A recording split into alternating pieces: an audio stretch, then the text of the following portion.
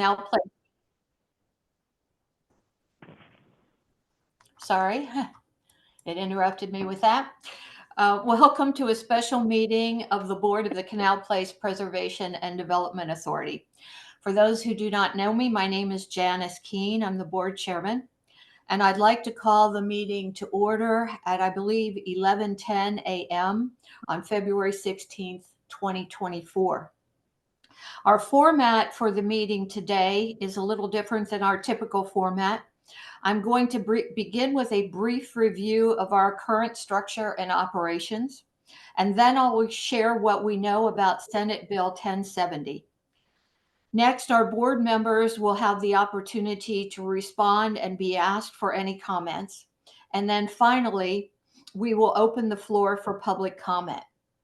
Please hold your questions and comments until the appropriate time after our initial review.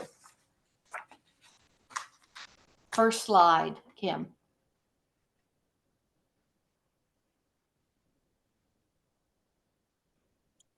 Thank you. I always am happy when things work on a technology basis. We're going to use a few acronyms today. One of them is Passages of the Western Potomac Heritage Area. So you're going to see that PWPHA. But first, we wanted to talk about our current structure and operations. So our current heritage area management and functions. Our heritage area is managed in conjunction with our development authority and by a governing board of 9 local stakeholders: the Maryland Historical Trust representative, the National Park Service representative, a City of Cumberland representative, and 6 members appointed by the governor. We are the only self-generating heritage area, meaning financially we are in very good shape. The state of Maryland's Maryland Heritage Area Association provides $100,000 in annual funds required for the management of the heritage area, staffing, and administration. And this is matched by property rental income. We'll be talking about that a little bit more later.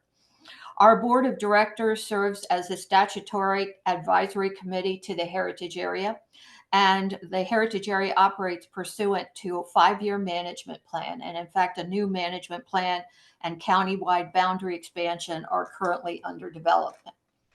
Next slide. With regard to the property itself, the 11-acre Canal Place Heritage Park is managed by a governing board comprised of the 9 local stakeholders. Again, the Maryland Historical Trust representative, National Park Service representative, City of Cumberland representative, and 6 members appointed by the governor. The board and staff are subject to State Open Meetings Act and other public transparency requirements. That's very important. As previously mentioned, revenue generated from state-owned properties within the Canal Place Heritage Park revenue is used exclusively for the maintenance and operations of the Canal Place Heritage Park and contributes to the annual matching requirements for the Heritage Area Program. In addition, State of Maryland provides annual funding of $157,000 to provide routine maintenance and janitorial services and to provide support for tenants and special events. Next slide, Kim. The current goals and objectives of our heritage area management plan. Our PWPHA administers state heritage area grant programs that support local initiatives to promote heritage tourism, both capital and non-capital. It also administers a mini grant program that supports local nonprofits and government entities with events and promotional activities. Those are $500 to $5,000. We also provide technical assistance to local heritage area partners. We direct $25,000 in annual state funding to support the Allegheny County Office of Tourism, and the PWPHA and its board of directors solicits public input and promotes tourism, historic preservation, and heritage projects. And there are many of them listed here on the sheet. The Footer Dye Works renovation, the Fairfield Inn, downtown design for Baltimore Street, canal boat preservation, River and Rails Festival, historic interpretation, Frostburg Depot improvements in restrooms, the Trailhead ADA access, the River Park at Canal Place project, the Chesapeake and Ohio Canal NHP projects, the Levitt Amp Music Series, Rock the Mountains Festival, Juneteenth celebration, Pride Month celebration, CASA Wine Festival, Winterfest, and the 4th of July Potomac Concert Band performance. Next. So now that we have reviewed our current structure and operations, we're going to move on to Senate Bill 1070. It was proposed by Senator Mike McKay. The bill date when it was submitted was February 2nd, 2024. And the subject of it is the decoupling of the Canal Place Preservation and Development Authority and passages of the Western Potomac Heritage Area. Next slide. What we're going to do now is present what we know about Senate Bill 1070. Next slide. We were notified of the bill by email from Senator McKay. It was copied to our executive director, Dee Dee Ritchie, to Terry Baker, to Jim Heinbaugh, and to Jason Buckle. And that was on Tuesday, February 6, 2024. And the subject was the notification of bill's submission. For the record, when we had received this bill summary from Senator McKay, we were not involved or consulted in the crafting of the legislation. So any questions about the legislation should be addressed to Senator McKay's office. And also on February 6th, Senator McKay provided email notification that he had filed Senate Bill 1070, and as I said, included a brief summary of the bill. And go to the next slide, Kim, if you would. So on the following charts, we have provided extracts in quotes from Senator McKay's email, as well as some context for those quoted items. So the first quoted item, transfer all heritage area functions to the passages of the Western Potomac Heritage Area and current members of that heritage area. Second quote, executive director, including all benefits offered to that position and current board members transferred to the PWPHA. For context, it's not clear from Senator McKay's email what agency or entity would serve as the management entity for the heritage area. No such entity currently exists outside of Canal Place. The source of the required matching funds for the heritage area is also unclear. Annual matching funds of $100,000 are currently provided through state allocations to Canal Place, and we had talked about that earlier. Next slide. Now, with regard to the transfer of the state-owned properties, a third quote, Canal Place properties defined in the January 6, 2015 report of potential alterations for ownership and management of Canal Place remain with the newly formed board. And on the next chart, we're going to list those properties. Fourth quote, the new board consists of 3 members, 1 Allegheny County Commissioner, 1 Mayor of Cumberland, and 1 designee from Allegheny County delegation. Fifth quote, creates an advisory committee of local officials, representative of the business community, and other such interests. For context, this new governance structure would alter the role of community stakeholders, for instance, the Maryland Historical Trust, the National Park Service, local government representatives, and individual community members, from governance to advisory in nature. Also, it's unclear if this advisory committee is the same group identified in the previous statement. Quote, current board members transfer to the PWPHA, unquote, or if a separate advisory committee would be established to support the new 3-member board in managing the identified properties. Next slide, Kim. So these are the properties we're talking about that were identified in that January 6, 2015 report of potential alterations. And you see them listed here: the Western Maryland Railway Station, the shops at Canal Place, Festival Grounds, Footer Dye Works, Fairfield Inland, parking lots, maintenance garage, Trestle Walk, Wills Creek Bridge, Canal Boat Replica, Canal Basin, Festival Grounds, Footer Dye Works, and Fairfield Inland. So regarding what the legislation states, going to the next chart, Kim. Quote, the legislation states that there would be MOUs created for the purpose of management and possible disposal of Canal Place properties, unquote.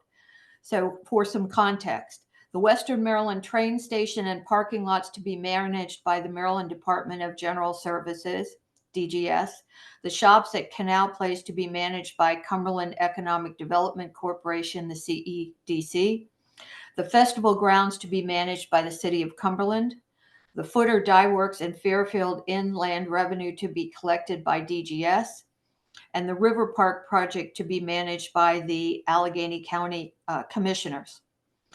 Again, for context, Senator McKay's email does not specify if the revenues collected from these properties would be designated or prioritized for operations and maintenance of property and buildings located within the current Canal Place district, as they currently are. It is also uncertain if rents collected by DGS would be used within the Canal Place district or returned to the state's general fund. We do not have any further details on that.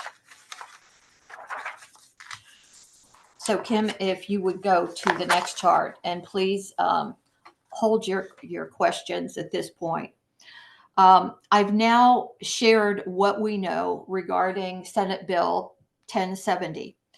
How would the board like to proceed? So if board members would like to go off of mute. Okay. This is Becky Rupert, and I'd like to make a motion to write a letter of opposition to Senate Bill 1070 and to testify against the legislation. Thank you, Becky. Is there a second prior to discussion? I second it. Thank you, Brad. Now, is there any discussion among the board members on the motion? Or any comments you'd like to have on the record? Hey, quick question. Janice, you mentioned about the things that we're unclear about. Has anybody spoken with Mike McKay about any of this stuff? Has anybody reached out to him and asked him any questions about it or asked for clarity on any of those things? We have not.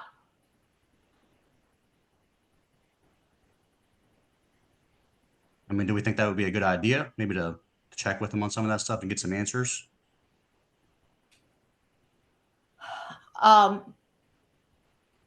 If any other board members would like to comment on that, please do so.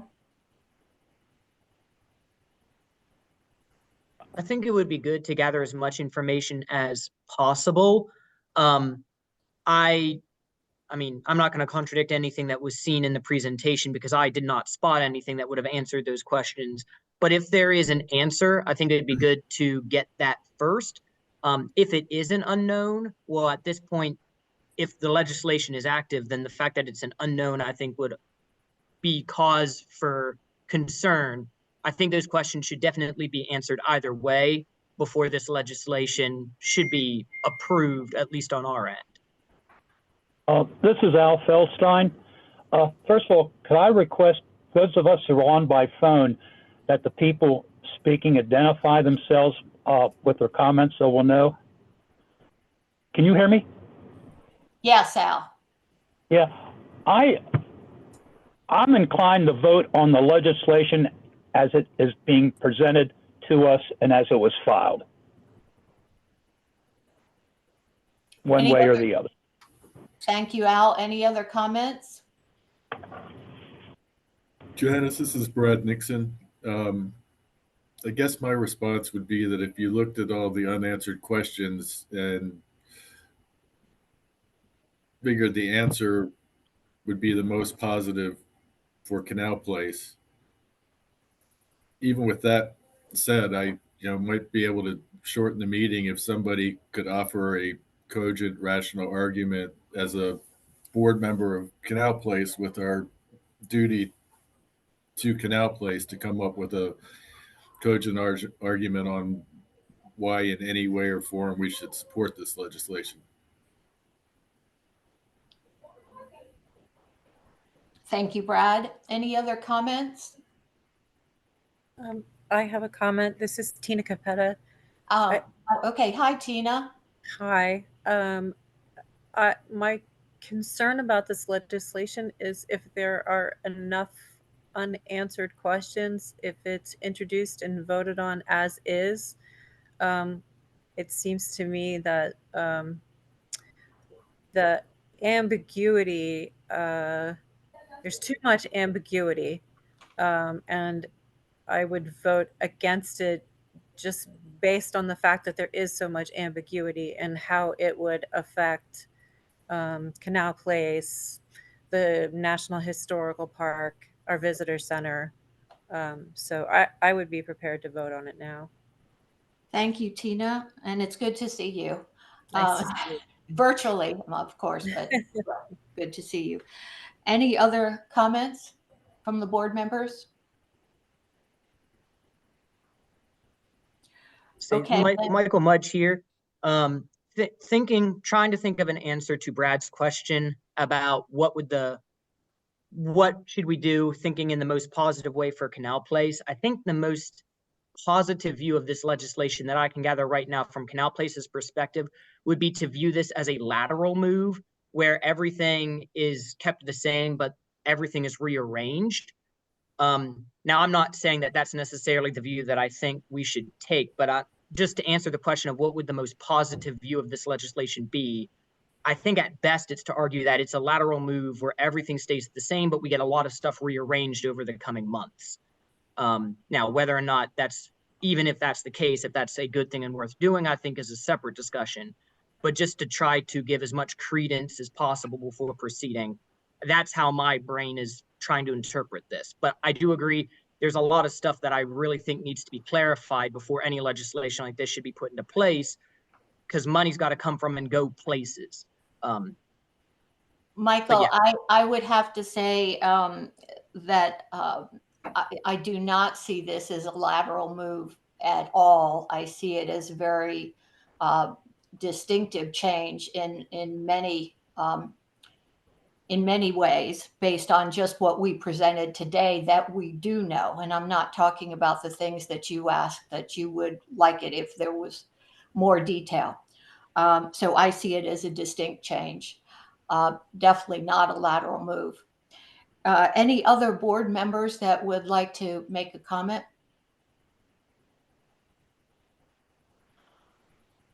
All right, then I would like to call for a vote.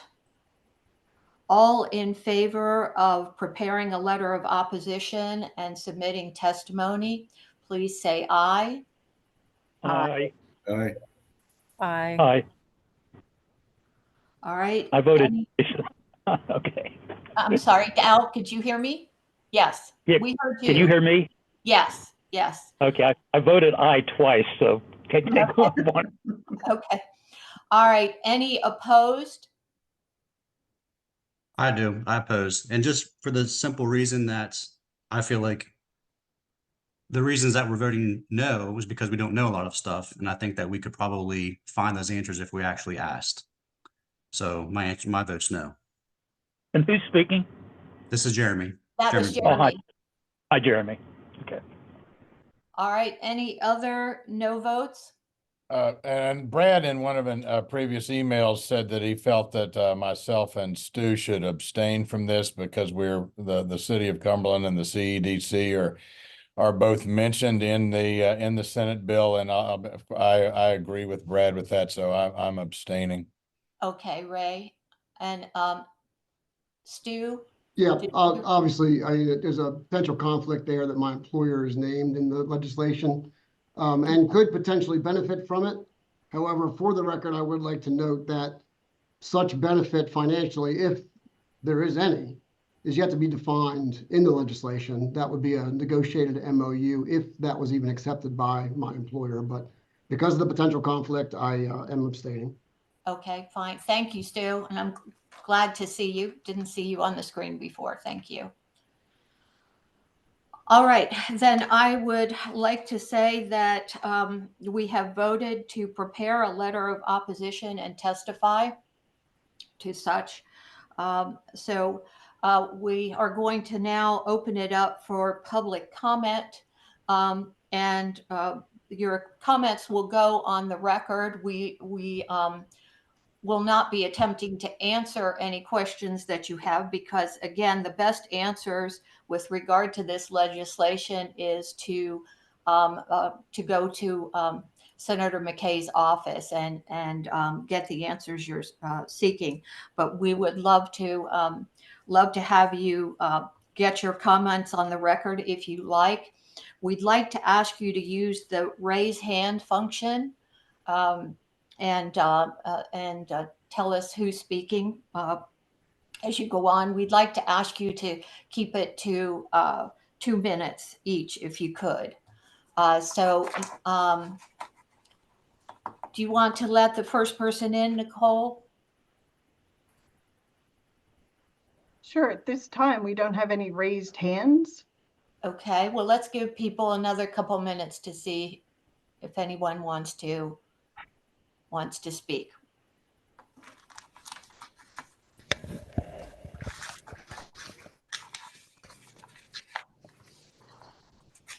Eugene would like to speak. Eugene Fraser, I see. Yes. Can you hear me? Mhm. Yes. Okay. Yeah.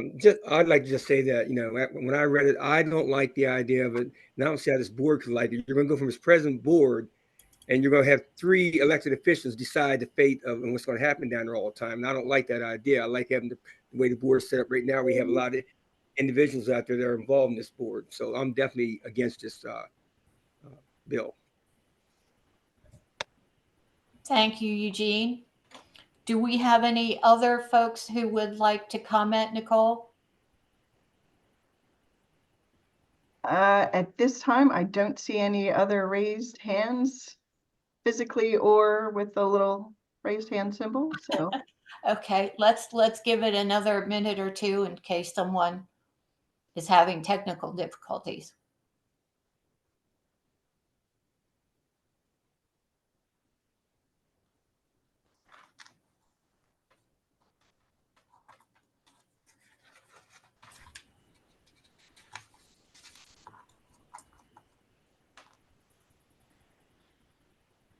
All right, anyone else that would like to provide a comment for the record? All right, then we're closing the time for public comment, and I would like to ask for a motion to adjourn this special session. So moved. Al, so moved. Do I have a second? second, Becky. Okay, all in favor say aye. Aye. Right. Why? Any opposed? Okay, all Oh, right. wait, we have one question from a Oh. Chrissy who texted it into a chat. Oh, She says, I would like to question, the question answered, what is the benefit of the bill? Or no, that might be Terry. okay. That question needs to be posed to Senator McKay's office.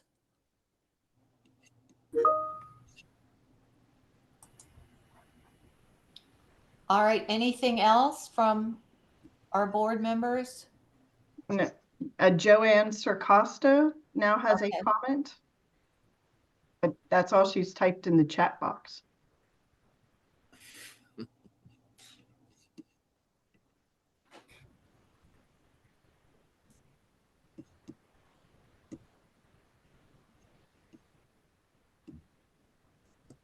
What's her comment? That's all she's written is that she has a comment. But she Oh, hasn't okay. typed it in, but Greg Larry has asked, has the bill been cross-filed?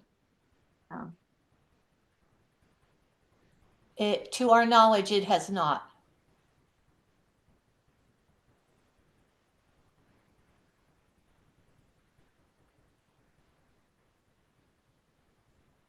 Anything else from anybody before we officially, Again, leave the meeting? I would like to thank you all for participating today, both our board and members of the community and the press. We appreciate it. Anything else before we leave the Zoom? Okay, again, thank you all very much. thank you. Have a good weekend. You too.